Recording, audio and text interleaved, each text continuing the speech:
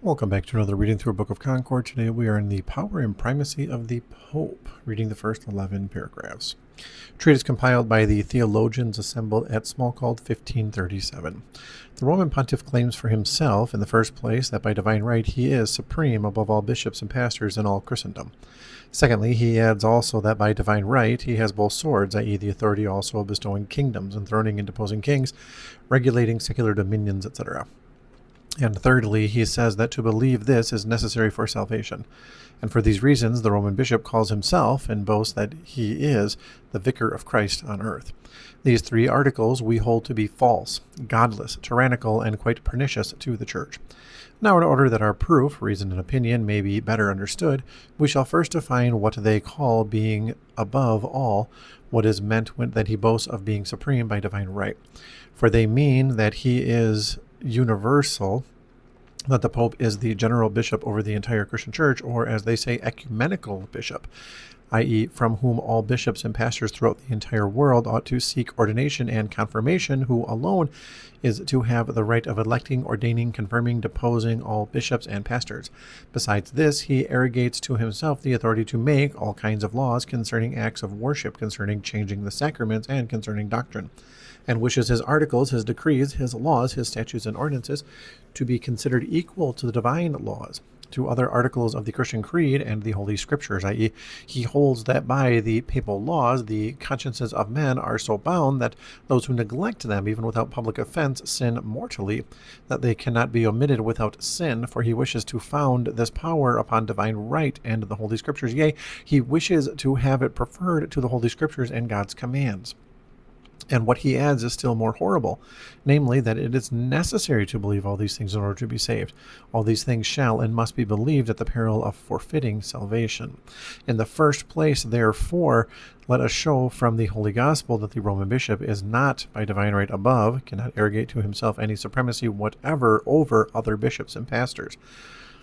Number 1, Luke 22:25.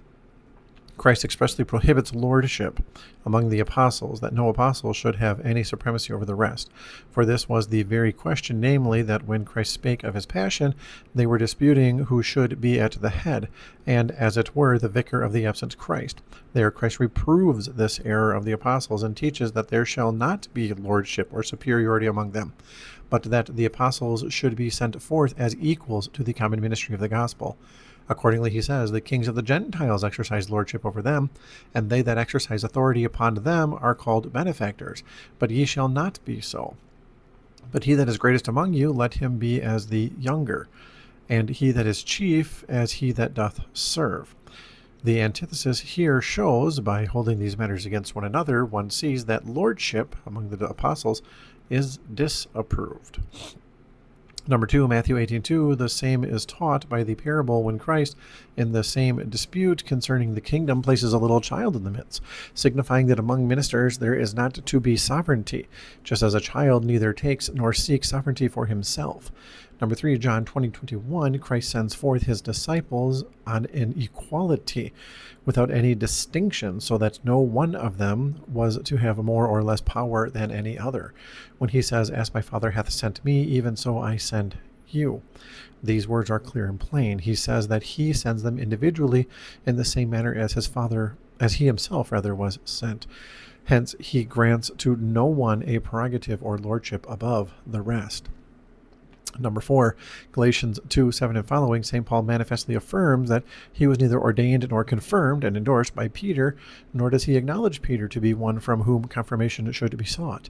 And he expressly contends concerning this point that his call does not depend upon the authority of Peter, but he ought to have acknowledged Peter as a superior if Peter was superior by divine right, if Peter indeed had received such supremacy from Christ. Paul accordingly says that he had at once preached the gospel freely for a long time without consulting Peter. Also of those who seem to be somewhat whatsoever they were, it maketh no matter to me, God accepteth no man's person. And they who seemed to be somewhat in conference added nothing to me, since Paul then clearly testifies that he did not even wish to seek for the confirmation of Peter for permission to preach, even when he had come to him. He teaches that the authority of the ministry depends upon the word of God, and that Peter was not superior to the other apostles, and that it was not from this one individual, Peter, that ordination or confirmation was to be sought, that the office of the ministry proceeds from the general call of the apostles, and that it is not necessary for all to have the call or confirmation of this one person, Peter alone. Number 5, in 1 Corinthians 3:6, Paul makes ministers equal and teaches that the church is above the ministers.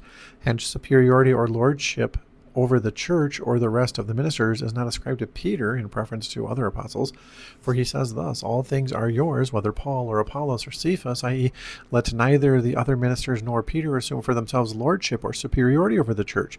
Let them not burden the church with traditions. Let not the authority of any avail more than the word of God.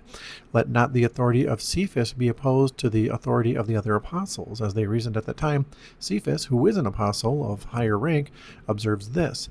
Therefore, both Paul and the rest ought to observe this. Paul removes this pretext from Peter and denies, not so, says Paul, and makes Peter doff his little hat, namely the claim that his authority is to be preferred to the rest or to the church. So far, our reading for today. Hope to have you back next time.